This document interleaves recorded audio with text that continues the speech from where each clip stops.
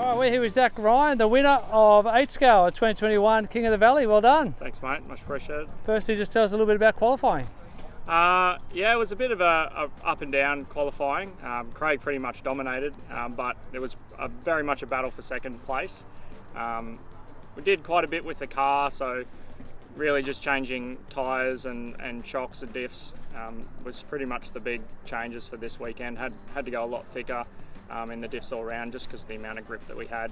And originally, like, we always run an M4 and M3 here, but this weekend with the amount of grip we had to go up to an S3.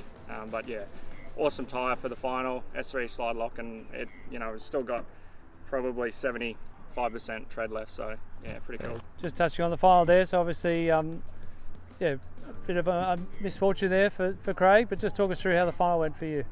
Yeah, I guess the learning for this weekend was just that these tyres do take a little bit to come on, so what I probably should have done is scrub them in the last qualifier, because they did take a little bit to come on, and Craig had pretty much checked out at that stage, but again, you got to finish to win, so a bit of fortune on my side today.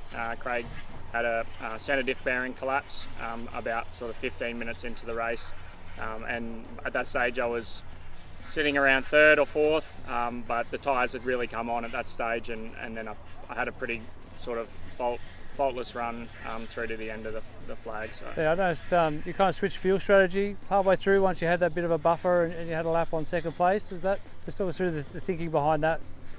Well, because I was sort of getting a reasonable gap, I decided to, just for a bit more security. It's sort of, you could see the engine was richening up a little bit. I was blowing quite a lot of smoke, so yeah, just shortening up the stops, and we went back to the gun just to I guess speed up the stops, but also shorten the stop a little bit. So yeah. In terms of your racing, where's your home club and where do you race regularly? Yeah, we're pretty fortunate in southeast Queensland, so we got 3 great clubs: Logan, Pine Hills Dirt Racing, and Sunshine Coast. Yeah, awesome 3 clubs. So yeah, pretty much any of those 3 tracks, if I can get the opportunity with time and work and that sort of thing, love to go to those 3 tracks. How long have you been racing RC? Started when I was 14, so about 20 years. Okay. How did you find it back at the very beginning? Well, how did you discover RC back in the day? It was all about magazines back in the day. So I found Racing Lines, the Australian magazine, back in the day, and yeah, there was a section in the back of the magazine with information about local tracks, and lots of information about what cars to buy. And there was a racing section at the back, so there was heaps of information on what cars everyone was racing. So yeah, pretty much bought a magazine every month for a year, probably, saving up. Eventually saved up, got a kit, and then went and raced it at Pine Hills, where I'm still a member today. Yeah, it's interesting you mentioned that, and I know you've done a bit of media yourself, some really cool videos promoting the events there at Pine Hills. Now that physical magazines are a thing of the past, how do you think clubs and RC can attract new people and get them involved? Yeah, look, it's a hard thing.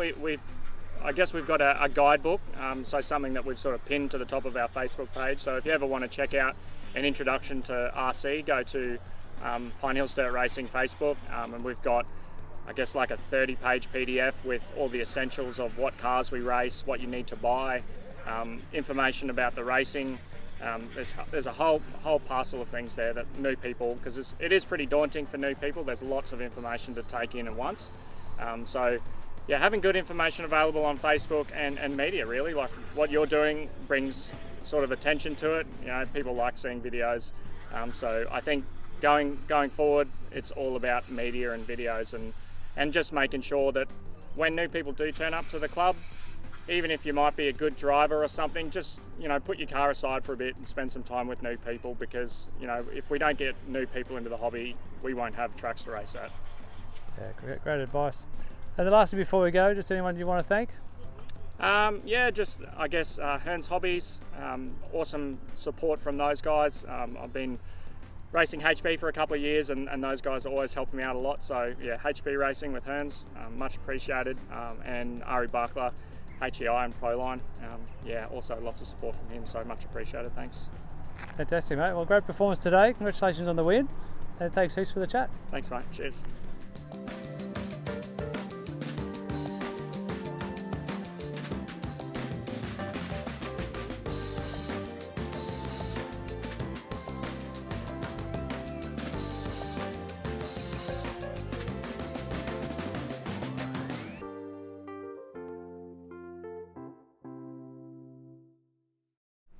Oh, and one more thing. Yeah. If you weren't racing RC, what would you be doing? Probably maybe go-karts or something like that. Racing's something that I really enjoy, so anything racing related, but that's probably the only thing that I could afford besides RC cars, so yeah, go-karts.